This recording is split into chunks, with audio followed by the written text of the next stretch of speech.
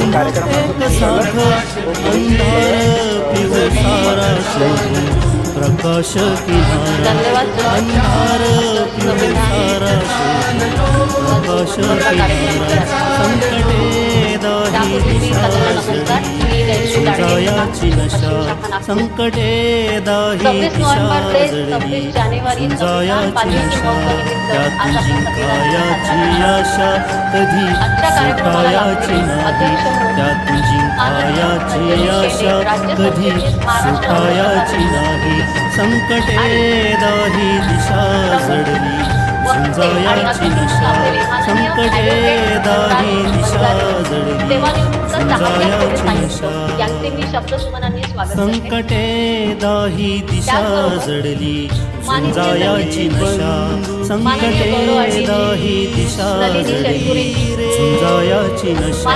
त्यातून जिंकायाची आशा कधी सुटायाची नाही त्यातून जिंकायाची आशा कधी सुटायाची नाही संकटे दाही दिशा जडली झुंजायाची नशा संकटे दाही दिशा जडली झुंजायाची नशा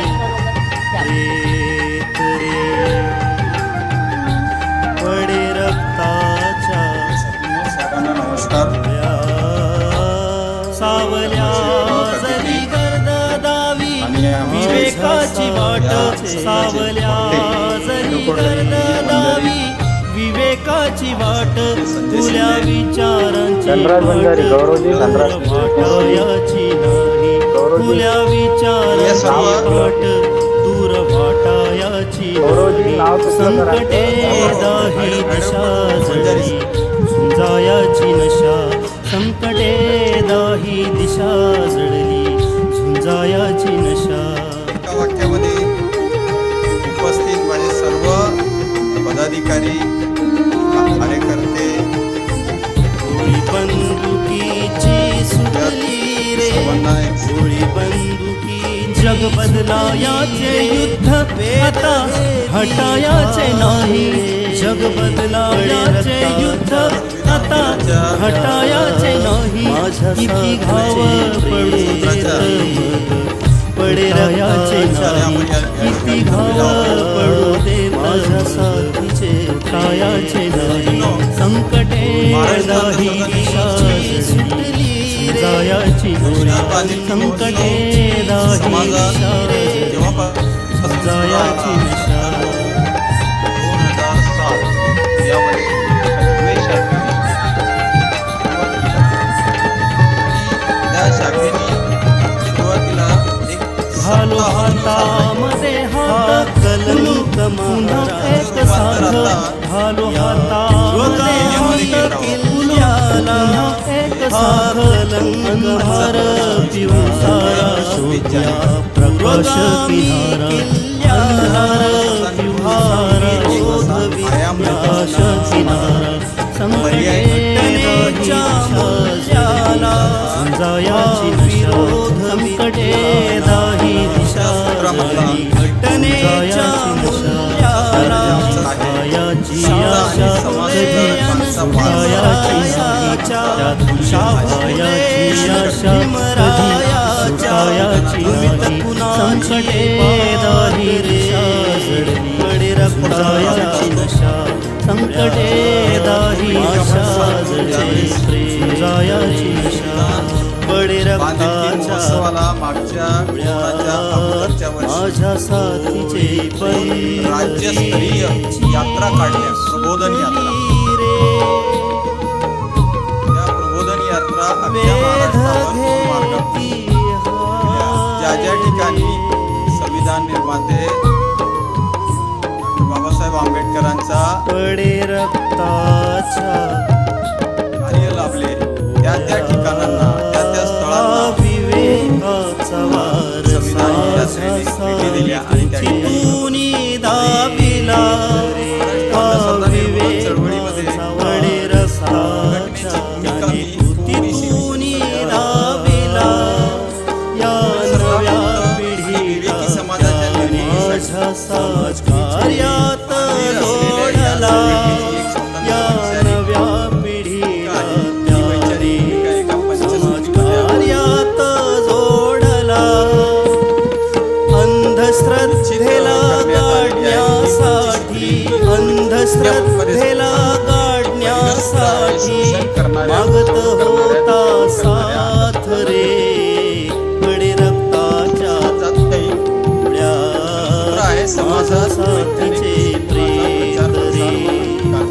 पडे रक्ताच्या डोळ्यात माझ्यासाठीचे सुटली रे प्रेमाची विधायक कठोर आणि पुरेशी जीवनाची संघर्षाची साखर.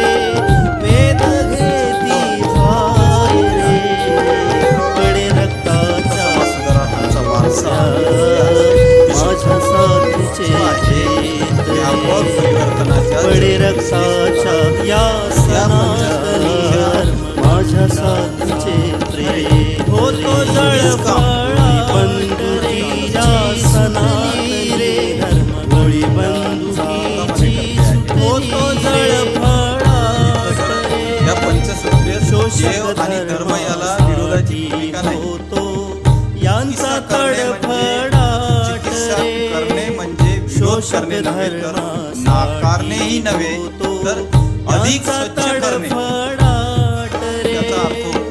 बंदुकीला डरणार नाही बंदुकीला डरणार नाही कार्यकर्त्यांची जात रे बडे रक्ताच्या धन्यवाद. डोळ्यात माझ्या साथीचे प्रेत रे धन्यवाद गौरव पडे आळेजी. रक्ताच्या खूप छान तुम्ही पंचसूत्री समजून सांगितली.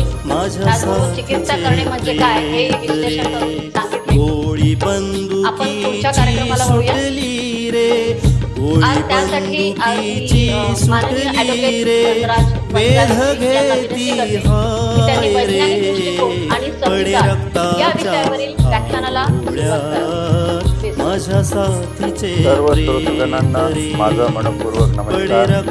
आयोजक आणि विशेष तत्वाने संजय भाऊ शेंडे, संजय भाऊ बलमे, आजची सूत्रसंचालिका मॅडम आणि बाकी सर्व जे उपस्थित संघटक ज्यांनी हा आज उपक्रम आणला अगदी औचित्य त्याला संविधान दिलं. आणि जे कोण ऑनलाईन लोक हजर असतील आणि या वेबनारचा आस्वाद घेत असतील त्या सर्वांना माझं मनपूर्वक वंदन परत एकदा स्वीकार हो.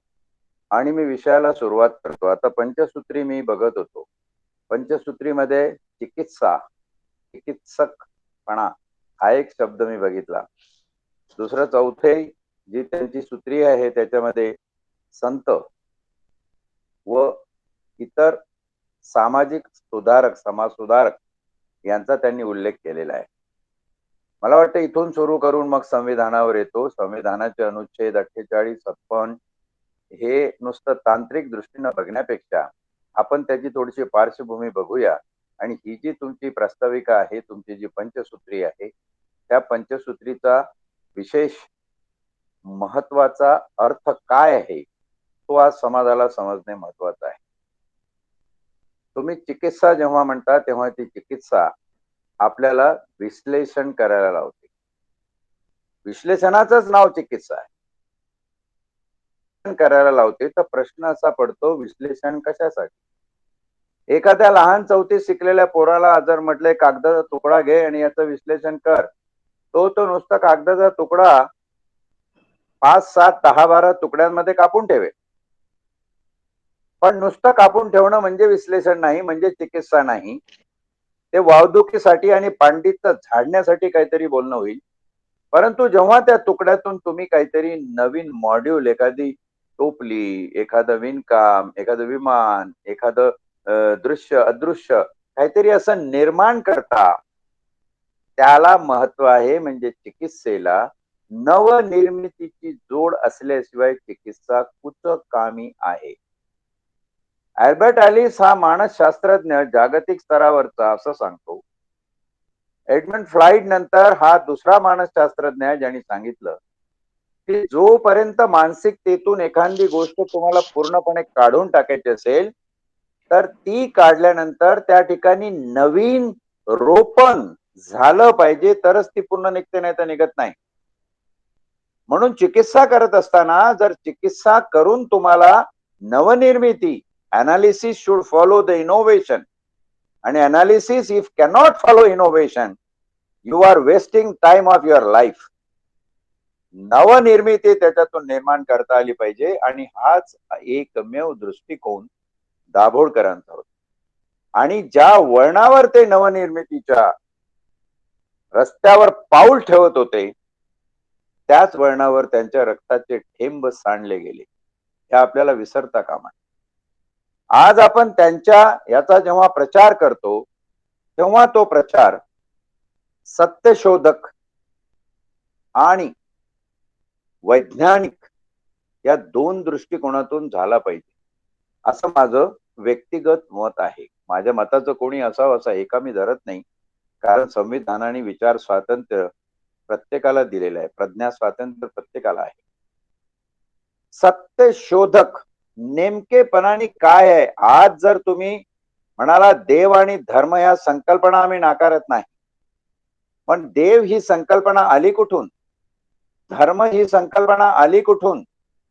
जो असुरक्षिततेची भावना मनुष्य पिढ्यानपिढ्या हजारो वर्ष या भूतलावर जगत आला, जेव्हा त्याला वाटलं की पाऊस पडला, पूर आला, मला कोण वाचवणार, जेव्हा त्याला वाटलं आग लागली, वणवा पेटला, तेव्हा मला कोण वाचवणार, तेव्हा त्यांनी कुठल्या तरी अकल्पित ग्रहित धरलेल्या सुपर पॉवरचा धावा केला.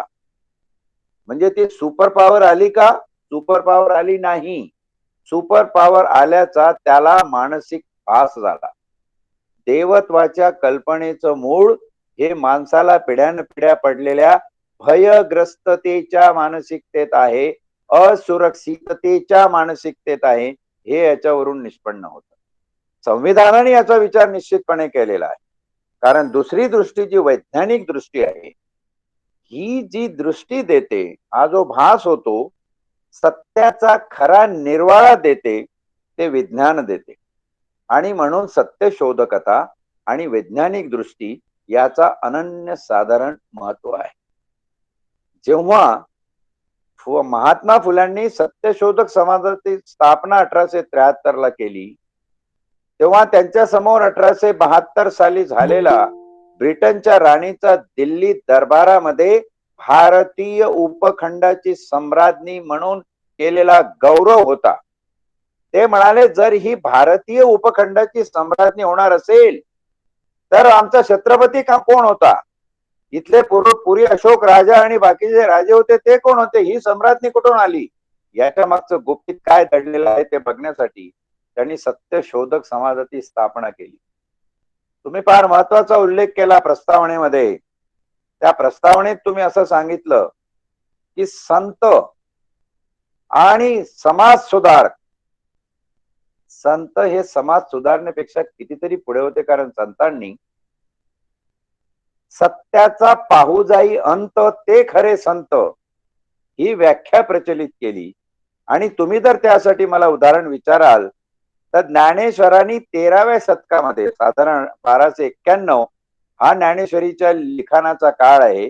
तिथे असं म्हटलेलं आहे, आणि उदो असताचेनी प्रमाणे जैसे न चालता सूर्याचे चालणे, तैसे नैष्कर्मत्वची जाणे कर्मेणी असता. निष्काम कर्म हा सिद्धांत समजून सांगण्यासाठी जी उपमा वापरली, जे रूपक वापरलं ते वापरलं, आणि उदो असता चेणी प्रमाणे जैसे सूर्याचे चालता न चालणे, म्हणजे सूर्य चालतो पण तो चालत नाही. म्हणजे त्यांनी हे सांगितलं की सूर्य हा पृथ्वीभोवती फिरत नाही, तर पृथ्वी सूर्याभोवती फिरते. आणि उदो असता चेणी प्रमाणे जैसे न चालता सूर्याचे चालणे. सूर्य चालत नाही, सूर्य अचल आहे. त्यावेळीची भाषा आहे, अलौकिक काव्य प्रतिभा आहे. ज्ञानेश्वरांनी मांडलेलं सत्य अप्रतिम आहे. 750 वर्षाहून जास्त काळ झाला. कोण जो स्वतःला समाज सुधारक आणि सत्यशोधक म्हणत असेल त्याने आपल्या छातीवर हात ठेवून सांगावं, 750 वर्ष ज्ञानेश्वरांनी सांगितलेलं हे वैज्ञानिक सत्य तुम्ही का पोथ्यांमध्ये दडवून ठेवलं? का दडवलं? हे प्रश्न दाभोळकरांनी विचारले, हे प्रश्न पानसरेंनी विचारले, कलबुर्गीने त्यांच्या साहित्यामधून उद्धृत केले, गौरी लंकेशने पत्रकारितेतून लेखणी पाजळली, म्हणून त्यांना मरण पत्करावं लागलं. आज किती अंधश्रद्धा निर्मूलन समितीचे लोक या प्रश्नाचा छडा हायकोर्टामध्ये लावावा म्हणून खरे दाभोळकरांचे गुणी कोण आहे याचा पाठपुरावा करत आहे. सत्य शोधण्याची आमची बुद्धी मंदावलेली आहे. ज्ञानेश्वरांनी एवढं सांगितल्यानंतर ज्ञानेश्वराच्या नशिबी ज्या पद्धतीचा मृत्यू आला, ज्याला आम्ही चिरंजीव समाधी म्हणून आज डोक्यावर घेतो, दॅट वॉज स्पिरिच्युअल सुसाइड. आध्यात्मिक आत्महत्या होती. जगणं दुष्वार झाल्यावर ज्या पद्धतीने संत मारले गेलेत, ज्या पद्धतीने दाभोळकर मारले गेले, त्याच पद्धतीने ज्ञानेश्वर संपवले गेले.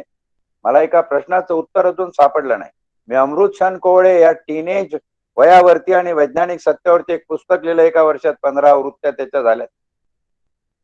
ज्ञानेश्वराचा मृत्यू झाल्यानंतर, ती चिरंजीव समाधीनंतर त्यांचे तिघही भावंड निवृत्ती, सोपान, मुक्ताबाई 6 महिन्याच्या अंतराने का मेलेत आणि वेगवेगळ्या ठिकाणी का मेलेत? आपण समाजाला प्रश्न विचारला पाहिजे. त्याच्या आधी आपण स्वतःच्या मनाला प्रांजळपणे प्रश्न विचारला पाहिजे. आम्ही धर्म आणि देवाच्या विरुद्ध नाही, मग तुम्ही आहे कोणाच्या बाजूने? या प्रश्नाची उत्तरं काळ तुम्हाला विचारतोय आणि या काळाला याची उत्तरं दिल्या गेली पाहिजे. केवळ भारतात हा प्रकार झाला म्हणून समजू नका. मी फक्त कुठल्या एका धर्माला किंवा एका याला दोष देतो असं समजू नका. जेव्हा धर्मसत्ता या देशात जगामध्ये प्रस्थापित झाली, तेव्हा धर्मसत्तेने सत्य, वैज्ञानिक सत्य समोर येऊ दिलं नाही. तुम्हाला फक्त इथं वाटतं पैठणच्या धर्मपीठावर बसलेले धर्ममार्तंड तुम्हाला गुन्हेगार वाटत असतील.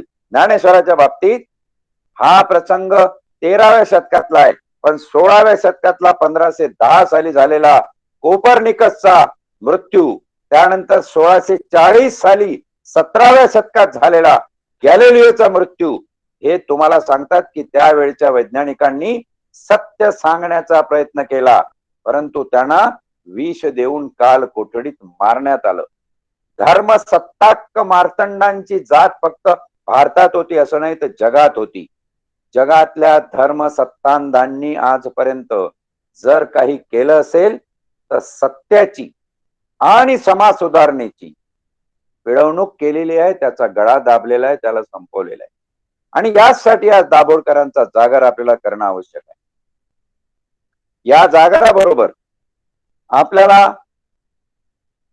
1 मिनिटासाठी तुकाराम विचारात घ्यावा लागेल, ज्याचा थेट संबंध संविधानाच्या वैज्ञानिक तत्वांशी आहे. जे आहे अंतर्यामी, देव आहे अंतर्यामी, व्यर्थ हिंडी तीर्थगामी, तुका म्हणे मूढ जना, देव देही का पाहिना. ही तुकारामाची जी ओवी आहे, अभंग आहे, हा फक्त तुकारामाच्या गाथेत लिहिलेला नाहीये. तर जेव्हा घटनेचा, भारतीय राज्य घटनेचा, भारतीय संविधानाचा सुरुवात करताना पहिला शब्दोच्चार काय करावा यावर विचार विमर्श झाला, तेव्हा बाबासाहेबांनी घटनापीठासमोर सांगितलेला हा तुकारामाचा अभंग आहे. दरवर्षी कुठलंही सरकार असो, पंतप्रधानाला मी पत्र लिहित असतो की घटनापीठाचा इतिहास जो 983 दिवसाचा वावदुकीचा इतिहास आहे, त्याचे 12 खंड आहे, ते शालेय शिक्षणामध्ये, महाविद्यालयीन शिक्षणामध्ये आणा. कोणी आणत नाही, कोणी आणत नाही.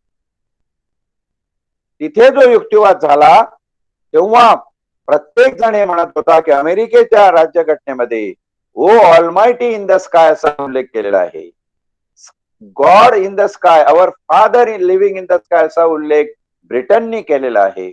प्रत्येक देशातल्या घटनेमध्ये कुठे ना कुठे परमेश्वराची संकल्पना सांगितलेली आणि परमेश्वराच्या नावाचा प्रथम उच्चार करून घटनेचं पहिलं वाक्य सुरू झालेलं आहे.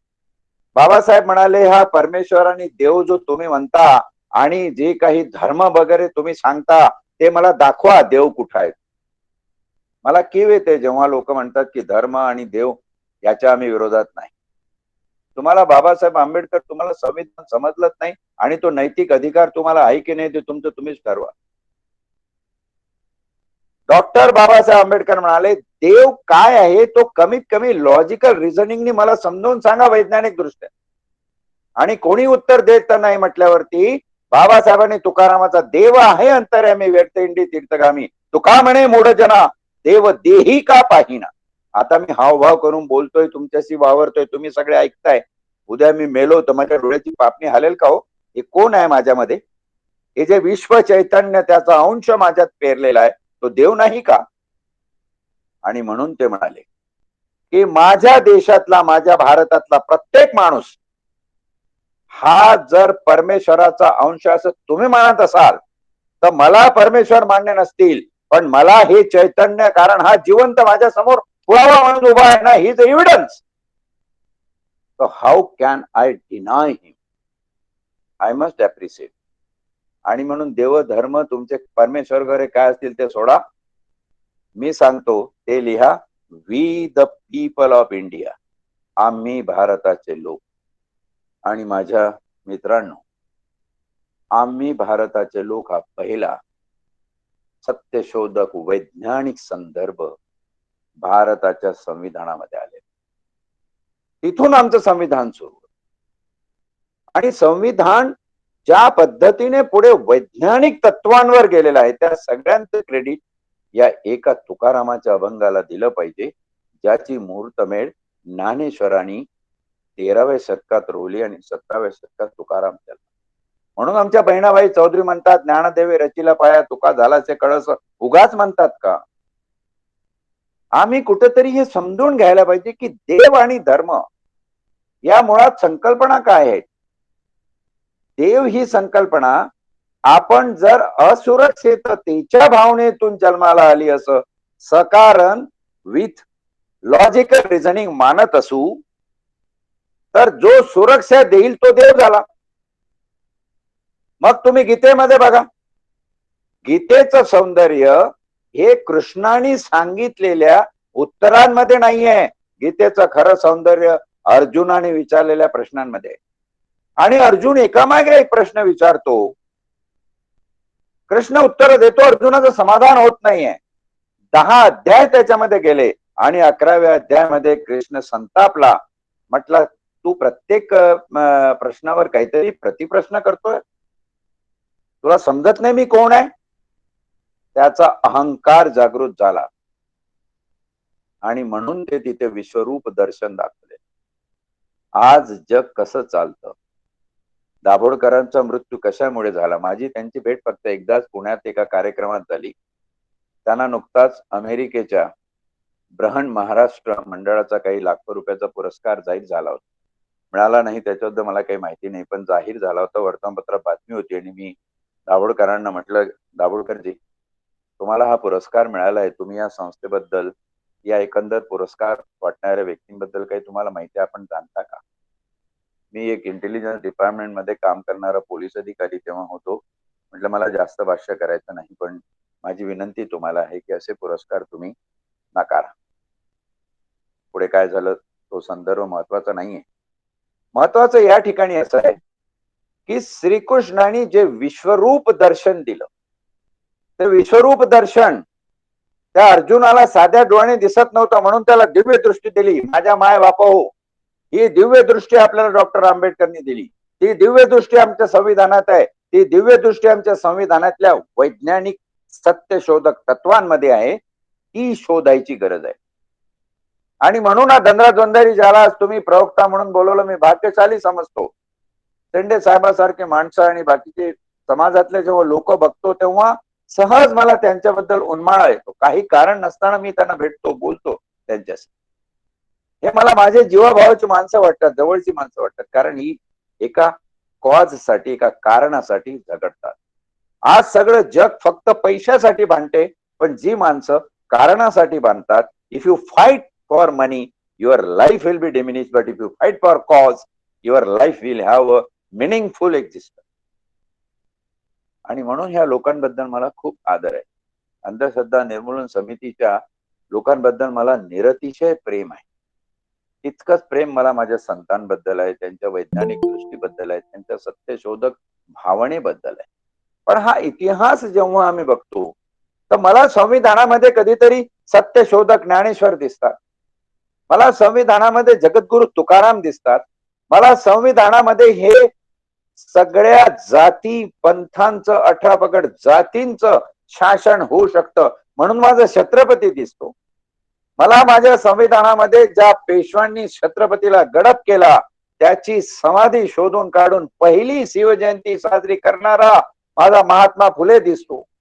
मला माझ्या संविधानामध्ये डळडोळी उत्पन्न करवीर कोल्हापूर संस्थानाचं लंडनच्या माणसाच्या डळडोळी उत्पन्नापेक्षा जास्त असणारा आरक्षणाच्या माध्यमातून जादुई किमया करणारा राजर्षी शाहू महाराज दिसतो. आणि या सगळ्यांचं मधाचं पोळं असं पिळून तुमच्या समोर मधाचे 4 थेंब आणून ठेवणारा आणि तुम्हाला चाखवणारा महानायक महामानव भारतरत्न डॉक्टर आंबेडकर दिसतो. ही वैज्ञानिक दृष्टी पिढ्यांमध्ये आली पाहिजे. ती फक्त आणि फक्त सत्य शोधक भूमिकेतून येईल. आणि जेव्हा दिव्य दृष्टी दिली, हे माझं भयावह रूप आहे. I am a biggest fascist. आणि फॅसिझम हा इथे आहे. जागतिक स्तरावरती महाशोषणकारी व्यवस्था जर तुमच्या लक्षात आली नाही तर तुमच्या 7 जन्मात तुम्हाला दाभोळकरचा खून का झालाय समजणार नाही. अंधश्रद्धा निर्मूलन समिती वाल्यांनो, सप्रमाण सविनय मी तुम्हाला विनंती करतो, जोपर्यंत या देशातली सनातनी शक्ती ज्या जागतिक स्तरावरच्या फॅसिझम बरोबर आपलं नातं काय आहे ते उलगडून आमच्या तपास यंत्रणा खऱ्या होण्याला फाशी देत नाही, तोपर्यंत आपलं सत्य शोधन अपुरं आहे असं समजा.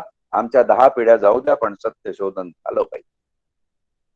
आणि हा फॅसिस्ट जेव्हा आपलं रूप दाखवतो ते साध्या डोळ्याने दिसत नाही, सर्वसाधारण माणसाला समजणार नाही. एखादा धनराज वंजारी बोलायला तर त्याला कोणतरी अभिजित वंजारी करून टाकेल. त्याला फक्त इलेक्शन आणि मंत्री कदाचित होण्यामध्ये इंटरेस्ट असेल, धनराज वंजारीला नाहीये. लोक म्हणतील अरे आमचा विश्वासच बसत नाही, तुम्ही काय वेड्यासारखं बोलता. आणि तेच अर्जुनाचं झालं. अर्जुन म्हटला मला हे काही दिसत नाही, काही समजत नाही. मग त्याला दिव्य दृष्टी दिली. दिव्य दृष्टीनंतर त्याला जे दिसलं त्याच्यामध्ये 3 गोष्टी दिसल्या. कृष्णाने सांगितलं तुला जन्माला मी घालतो, तू कसं जगावं म्युन्सिपाल्टीच्या शाळेत की 1 लाख रुपये बीएम स्कूल मध्ये ते मी ठरवतो, आणि तुला मारायचं कसं तेही मी ठरवतो. ही जी शक्ती आहे ती धर्मशक्ती आहे. आणि अर्जुन त्या धर्मशक्ती पुढे शरणागत झाला. पुढची गीता 6 अध्याय ही फक्त भक्ती योग आहे. आधीचे विषाद योग, सांख्य योग, संन्यास योग, ज्ञान योग, मोक्ष योग असे सगळे योग आहे. पण शेवटचा जो आहे तो फक्त आणि फक्त भक्ती योग आहे. आता तुम्ही म्हणाल हो साहेब तुम्ही आम्हाला काय सांगता, आम्ही तुम्हाला संविधान आणि वैज्ञानिक दृष्टी दिली होती. ही संविधानातली वैज्ञानिक दृष्टी कशी देव आणि धर्म या संकल्पनेबद्दल तुम्हाला चतुर चक्षु जागृत करते. संविधानातल्या अनुच्छेद 48 मध्ये एक शब्द आहे, एका सेकंदासाठी मी ते वाचतो म्हणजे तुमच्या लक्षात येईल. Organisation of agricultural and animal husbandry.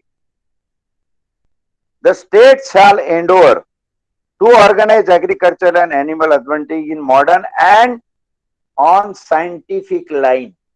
संविधानात हा वैज्ञानिक दृष्टीने सायंटिफिक शब्द पहिल्यांदा आलाय. कुठे वापरलाय संविधानाने सायंटिफिक शब्द? शेती आणि शेतीवर अवलंबून लोक. तुम्ही पाळता काय तो? नाही पाळत. संविधानातला दुसरा वैज्ञानिक संदर्भ जो आहे, सत्यशोधक संदर्भ आहे, तो तुमच्या कर्तव्य पालनाबाबत जे अनुच्छेद 51 आहे त्याच्यामध्ये आलाय. To develop this scientific temperament, humanism and spirit of equality in the society. 51 आणि 48 हे 2 अनुच्छेद भारतीय संविधानामध्ये स्पष्टपणे सायंटिफिक ह्या शब्दाचा उल्लेख करतात. वैज्ञानिक. आम्ही ते केलंय का? नाही केलेलं. विज्ञान सत्यशोधक तेवर चालतं. सत्यशोधक विचार ज्याला आपण जिज्ञासूपणा, ज्याला प्रश्न पडत नाही ते सगळे बथडायचे. ज्याला प्रश्न पडतात त्याच्यामध्ये जिज्ञासा आहे. ज्याला प्रश्नाचं उत्तर सापडतं तो सायंटिस्ट आहे, तो वैज्ञानिक आहे. आणि जो त्या उत्तरावर भाष्य करतो तो समाज सुधारक आहे. ते दाभोळकर होते. आम्ही बोलत नसू, आम्हाला दिसतंय काय शेतकऱ्यांची हालत आहे. शेतकऱ्यांच्या बद्दल सायंटिफिक वापरायला सांगितलं. आज जेव्हा भारत देशाचे पंतप्रधान हे गंगेची आरती करण्यासाठी हिमाशिओच्या त्या जपानच्या पंतप्रधानाबरोबर जातात, ज्यांनी भारताला बुलेट ट्रेनसाठी कर्ज दिलेलं आहे, आणि 4 तास ती आरती कशी चालते हे दाखवतात. तर जपानचे पंतप्रधान म्हणाले, मोदी साहेब तुमच्याकडे जर एवढा वेळ आहे आरती करायला, धर्माचं पाजळण करायला, तर तुम्हाला बुलेट ट्रेनची गरज काय आहे? असं हसू जेव्हा भारताचं होतं, जेव्हा पंतप्रधान भारताच्या बाहेर जाऊन जगामध्ये सांगतात की आमच्याकडे आम्ही असं असं करतो, आणि ते गोमाता बाकीच्या संदर्भात बोलत असतात. इतर कोणी बोललं माझ्या तुमच्यासारखं तर कोणी लक्षात घेणार नाही, पण पंतप्रधानाची वाक्य ही देशाच्या जनतेची वाक्य म्हणून अधोरेखित होतात. जे भारतात लोक कसे आहे, मी संयुक्त राष्ट्र संघामध्ये काम केलेला पोलीस अधिकारी, आंतरराष्ट्रीय पोलीस पदक युरोपमध्ये मी पोलीस अधिकारी म्हणून काम केलं. America, Europe, Italy, France, Germany, Russia या देशातल्या पोलीस अधिकाऱ्यांना आमच्या भारतातले पोलीस अधिकारी हे धातुरमातूर, जादूगर, खोट्या गोष्टीवर विश्वास ठेवणारे, जादूटोणा करणारे हे सगळे वाटत होते. भारतात आल्यानंतर मला माझीच लाज वाटायला लागली. त्यांच्याबरोबर बोलताना मला माझी लाज वाटली. मी त्यांना महाभारत आणि रामायणाच्या कथा सांगायचो तेव्हा ते म्हणाले, हो काय सांगता तुम्ही, आम्ही Mahabharat, we study Mahabharata as a war study. महाभारतामध्ये प्रत्येक मृत्यू हा वेगळ्या टाईपने केलाय. ज्या पद्धतीने द्रोणाचार्य मारला त्यापेक्षा वेगळ्या पद्धतीने अभिमन्यू मारला गेला. ज्या पद्धतीने दुःशासन मेला त्यापेक्षा फार विचित्र पद्धतीने दुर्योधनाचा मृत्यू करण्यात आला. We study the war strategy. ते काय करतात, याच्यातून चिकित्सक बुद्धीने सत्यदृष्टी वर्धक विज्ञान शोधतात.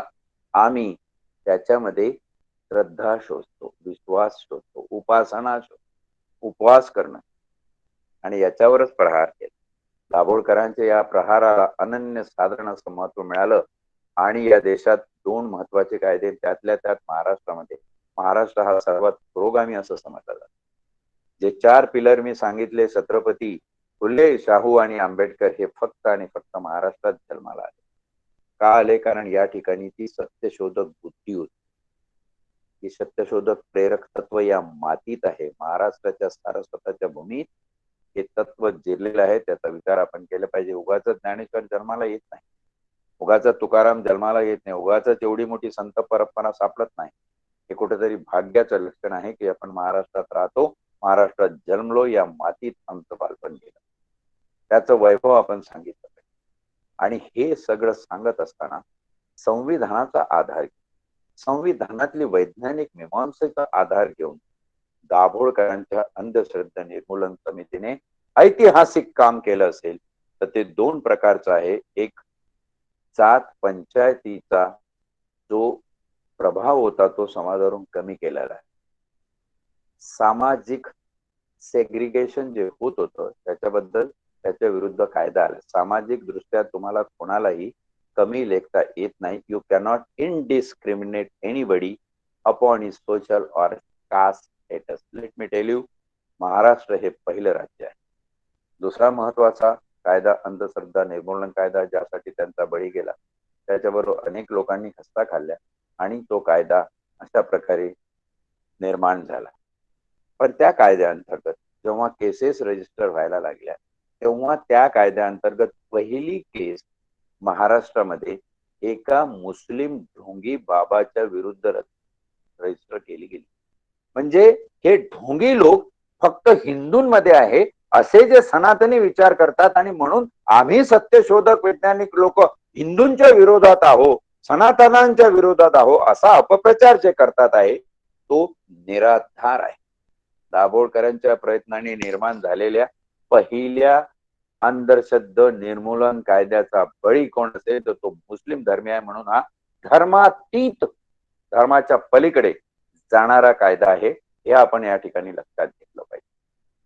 जातीवरून जात व्यवस्था जी आंबेडकरांनी सांगितली की हे मूळ आर्थिक शोषणाचा विरोध आहे, ती व्यवस्था अबाधित ठेवणं हे कसं चुकीचं आहे, आणि म्हणून जात पंचायतीच्या अख्ख्या रचनेला तडा देणारा कायदा महाराष्ट्र सरकारने काढला.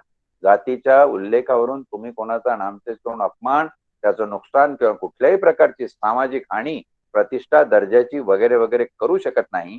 केलं तर तो गुन्हा आहे. हे जे संविधानाच्या आधारावर, हे कशाच्या आधारावर केलं? संविधानाच्या आधारावर. मोठे कोण? आंबेडकर. आंबेडकरांपेक्षा मोठे तुकाराम, तुकारामांपेक्षा मोठे कोण? ज्ञानेश्वर. आणि या सगळ्या परंपरेमध्ये ज्याने व्यवहारिक जीवन तुम्हाला सत्यशोधक वैज्ञानिक दृष्टीने शिकवलं ते छत्रपती फुले. आम्हाला विसरता येत नाही. आणि म्हणून ही जी चळवळ आहे, मी कौतुक करतो, मला अभिमान आहे की ही चळवळ संजय भाऊ शेंडे सारख्या माणसाच्या अध्यक्षतेखाली एक छोटंसं नागपूरचं युनिट अंधश्रद्धा निर्मूलन समितीचं कार्यरत असताना हा मोठा व्यापक विचार आज जगासमोर मांडण्याचा प्रयत्न त्यांनी केला. मी स्वतःला भाग्यशाली समजतो की मला वक्ता म्हणून त्यांनी बोलवलं आणि या ठिकाणी एवढं बोलायला उद्युक्त केलं आणि त्या दृष्टीनं बोललो. माझ्या मनात खरं तर प्रश्न होता की आता याच्यावर काय बोलावं. माझे असिस्टंट मला सांगत होते की सर याच्यावर तुम्ही भाषण लिहून काढा. मी म्हटलं मी लिहून काढलं तर तांत्रिक भाषण होईल, म्हणून जे मला माझ्या मनाला वाटतं, जी मी जवळून एक पोलीस म्हणजे इतिहासाचा साक्षीदार असतो म्हणून मी जवळून बघितलेल्या आहे. अनेक गोष्टी मला गुप्ततेच्या कारणास्तव बोलता येणार नाहीयेत भाषणामध्ये, पण ज्याचा मी साक्षीदार आहे, ज्याची अंकुर माझ्या मनामध्ये फुटलेली आहे आणि ते अंकुर हळूहळू वाढतात आहेत, तसं ते माझं वक्तव्य या म्हणीचे त्या म्हणी या पद्धतीने मोकळेपणाने जाऊ दे, म्हणून मी आज तुमच्या समोर एवढं भाष्य केलं. मला परत एका चॅनलला जायचं असल्यामुळे मी तुमची रजा घेतो. चुकून मागून माझ्याकडून एखादा शब्द प्रयोग किंवा एखादं वाक्य असं गेलं असेल ज्याने कोणाच्या मानवीय अस्तित्वाच्या भावना दुखावल्या असतील तर मला क्षमा करा. परंतु जे मला वाटलं आज दाभोळकर ज्या पद्धतीने माझ्या हृदयात दाटून येतात, ज्या पद्धतीने पानसरेंबद्दल विचार दाटून येतात, ज्या पद्धतीने मला अजूनही ज्ञानेश्वर खुणावतो, ज्या पद्धतीने मला तुकाराम साहू देऊन डोंगर गडावर बोलवतो, हे सगळं बघितल्यानंतर मला वाटतं कुणीतरी हे निष्पक्षपातीपणे कुठलाही दुराग्रह मनात न ठेवता, कुठलेही पूर्वग्रह दूषण मनात न ठेवता बोललं पाहिजे. ते बोलण्याचा प्रामाणिक प्रयत्न मी आज केला. इतपर चुकलो असेल तर तुमची क्षमा मागतो आणि रजा घेतो. तिथेच थांबतो. धन्यवाद. धन्यवाद सर. खूप खूप धन्यवाद सर. खूप छान माहिती दिली तुम्ही आज आम्हाला, आणि सगळे संतांचे विचार, त्याचबरोबर महात्मा फुले, शाहू, शिवाजी, आंबेडकरजी, या सगळ्यांना, हे सगळे किती चिकित्सक होते, त्यांनी जे कार्य त्यांच्या काळात केले त्याचा फायदा आजच्या समाजाला होतोय.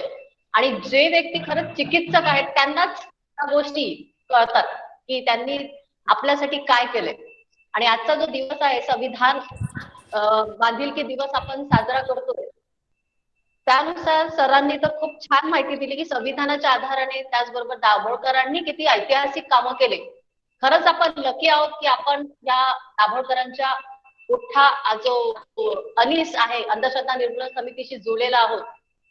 आणि खूप महत्वाची गोष्ट म्हणजे ते सांगितली तुम्ही की चिकित्सक वृत्ती असणं खूप जरुरी आहे. तुमच्याकडे जर चिकित्सक वृत्ती नाही आहे तर तुम्ही सत्य शोधू शकत नाही. ती जर वृत्ती तुमच्याकडे असेल तर नक्कीच तुम्ही अनिस या समितीशी जुळण्यात समर्थक आहे. ही खूप जरुरी आहे आजच्या पिढीला, आणि पुढच्या पिढीलाही हे आपण देऊ शकू त्यासाठी. आणि तुम्ही खूप छान माहिती दिली सर, त्याबद्दल खूप खूप धन्यवाद. जयश्री एक मिनिट. जयश्री एक हा मिनिट. सर बोल. आपल्या ह्या कार्यक्रमास आपल्या राज्य कार्यकारिणीचे राज्य सरचिटणीस डॉक्टर गोराणे सर उपस्थित आहेत. त्यांचं आपण स्वागत करूया. आपल्या पश्चिम वेलकम सर. नागपूर शाखेतर्फे. आणि धन्यवाद खूप अभ्यासक आहे धन्यवाद. त्यांनी. काही हरकत नाही, चांगलं भाषण तर ऐकायला तुम्ही मिळालं. 2 शब्द बोलावं अशी अपेक्षा आहे सर.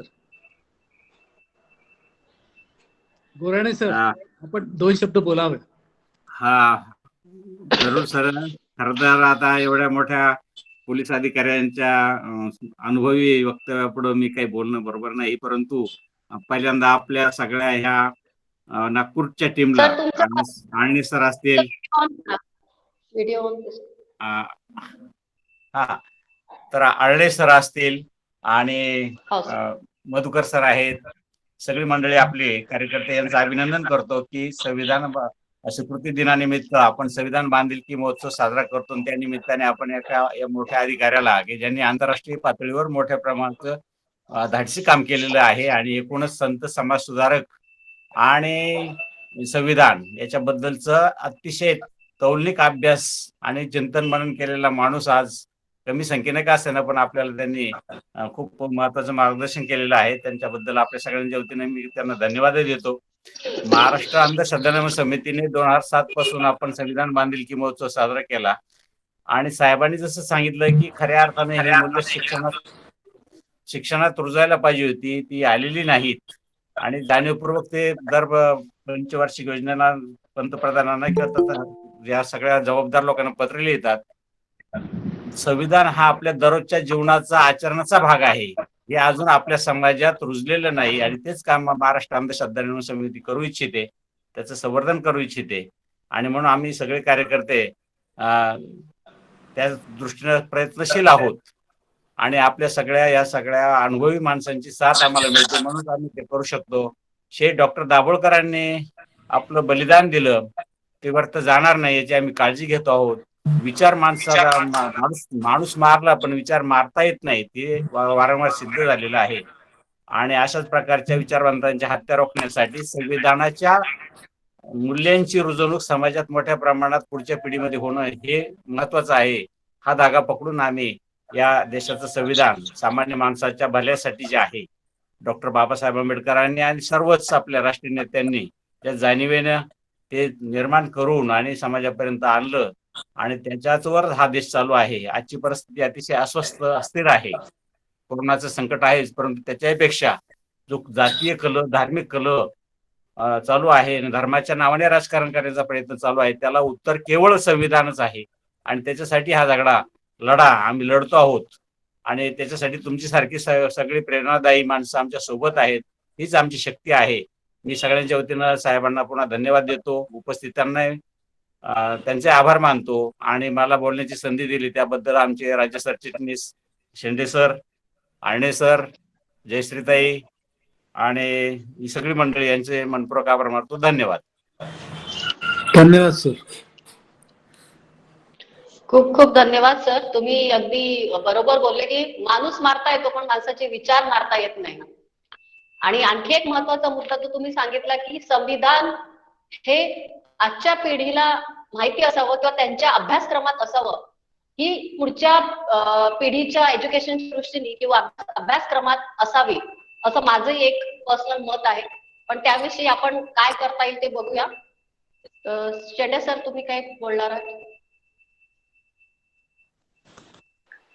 शेंडे सरांना अध्यक्षीय भाषण करायचं नमस्कार आहे. मित्रांनो, हा जो हो धन्यवाद करतोय. जयश्रीताई, मी अध्यक्षीय भाषण करतो. नमस्कार मंडळी.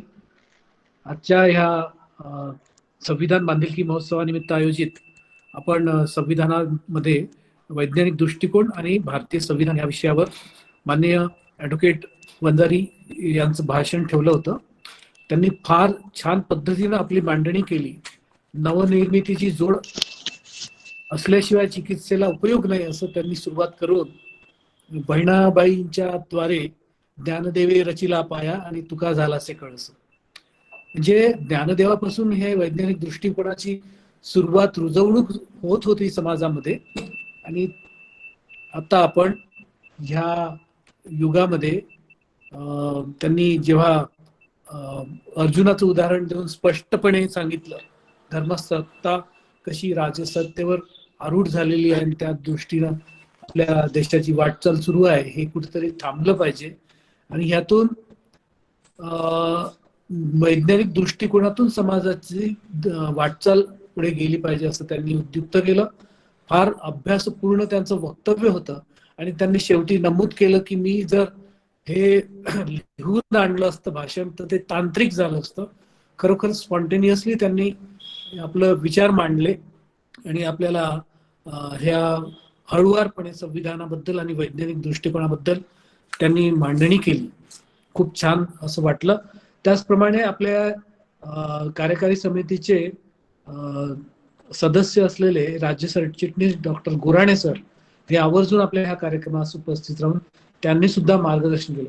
मित्रांनो, तुम्हाला सर्वांना मला सांगू इच्छितो की डॉक्टर गोराणे सरांनी अंधश्रद्धा ह्या विषयामध्ये त्यांचं PhD आहे. खूप महत्वाची गोष्ट आहे. डॉक्टर दाभोळकरांच्या सोबत त्यांनी खूप वेळ आपला व्यतीत केला आणि शिकले डॉक्टर दाभोळकरांपासून असे त्यांचे अनुभव आहेत. खूप हलाखीच्या परिस्थितीतून त्यांनी शिक्षण पुढे नेलं आणि आज आपल्या ह्या समितीचे एक आधारस्तंभ म्हणून ते आपल्या कार्यकारी समितीत काम करतात. त्याचप्रमाणे इथे मधुकर धनरे गुरुजी सुद्धा आपल्या समितीत उपस्थित आहेत. ते सुद्धा आपल्या समितीची धुरा छान पद्धतीनं त्यांनी आपल्याला मार्गदर्शन केलं. मित्रांनो, अशी गणमान्य मंडळी असताना आपलं हे अंधश्रद्धा निर्मूलन समितीचं काम जे आहे, वेगवेगळे उपक्रम आहे. आज आपण संविधान संविधानाचं महत्व लोकांना समजून सांगतोय. तर अशा उपक्रमाचं आपल्याला बाळकडू ह्या लोकांकडून मिळालेलं आहे आणि समाजामध्ये काम करण्याची प्रेरणा ह्या लोकांनी खूप छान पद्धतीने आपल्या डोक्यामध्ये रुजवली आहे. त्याप्रमाणे आपण वागूया, वैज्ञानिक दृष्टिकोन अंगी बाळगूया. तुकाराम म्हटल्याप्रमाणे आता सरांनी सांगितलं की तुका म्हणे मूळ जना देव तेही का पाहिना. म्हणजे आपल्यातच देव आहे, आपण दुसऱ्यामध्ये पाहतो. म्हणजे चांगलं आचरण करणे, चांगलं लोकांशी वागणे, स्वतःशी आपली बांधिलकी ठेवणे, समाजाबाबत बांधिलकी ठेवणे हेच देव आहे. हे लोकांना केव्हा समजेल? तर हे समजवण्याचा आपण पुरेपूर प्रयत्न करीत आहोत. वैज्ञानिक दृष्टिकोनातून लोकांना पुढे जाण्याचा शिकवण देतो आहोत आणि संविधानाचा मूळ गाभा घटकामध्ये असलेला जो to develop the scientific temperament and equality हे सगळे तत्व आपण अंगीकारूया. हीच शिकवण आपल्या ह्या कार्यक्रमातून सफल झाली असं मी समजतो. आयोजकांचं पुन्हा एकदा कौतुक करतो आणि गोराणे सरांचं सुद्धा मी खूप खूप आभारी आहे. त्यांनी एका लिंकद्वारे इथे जॉईन केले, त्यांचं सुद्धा आभार. धन्यवाद.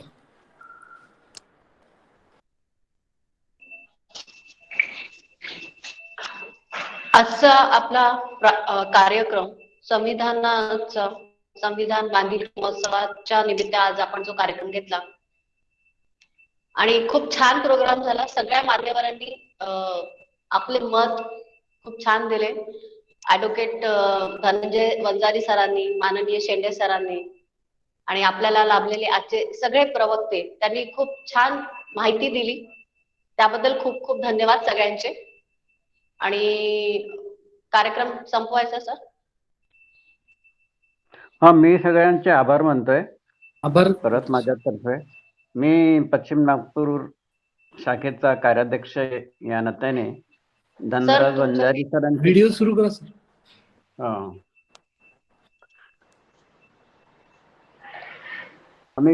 बोला मी बोला अशोक खुरगडे पश्चिम नागपूर शाखेचा कार्याध्यक्ष या नात्याने आजचे प्रमुख मार्गदर्शक पाहुणे श्री ॲडव्होकेट धनराज वंजारी यांचे मी मनापासून आभार मानतो. त्यांनी फार छान प्रकारे आजच्या विषयावर प्रबोधन केलेलं आहे आपल्या सर्वांचं. त्यानंतर गोराडे सरांचे मी आभार मानतोय की त्यांनी फार छान माहिती दिली आपल्याला. आणि आयोजक संजय भलमे शेंडे सर यांचे मी आभार मानतोय. आणि आजचा कार्यक्रम आपल्या सर्वांमुळे चांगला झाला असं जाहीर करतोय. धन्यवाद. जयश्री पुढे चालू कराय. हो सर, संपवायचा. अजून कोणाला बोलायचं आहे का?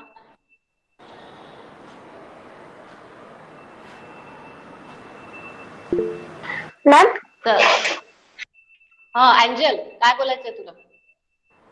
मॅम माझा सेकंड रँक आलाय, त्यामुळे तुम्ही म्हटलं होतं की ऑनलाईनच भरण्यात येईल, तसं खात्यात येईल पैसे, त्याचं मग संजय कसं? सर,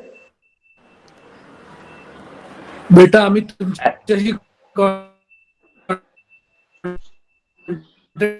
करू. हॅलो, तुमच्याशी कॉन्टॅक्ट करू आणि तुमच्यापर्यंत पोहोचू. ठीक आहे, कार्यक्रम संपवा मॅडम. हो सर, सगळ्या मान्यवरांचे खूप खूप धन्यवाद. त्याच प्रकारे सिंहाचा वाटा असलेले नेहमी संजय भलवे सर यांना खूप खूप धन्यवाद. आणि आजचा कार्यक्रम आपण इथेच संपवतोय. खूप छान प्रोग्राम झाला. यापुढेही आपण असेच प्रोग्राम करत राहू. धन्यवाद. धन्यवाद. धन्यवाद. धन्यवाद, सगळ्यांचे धन्यवाद.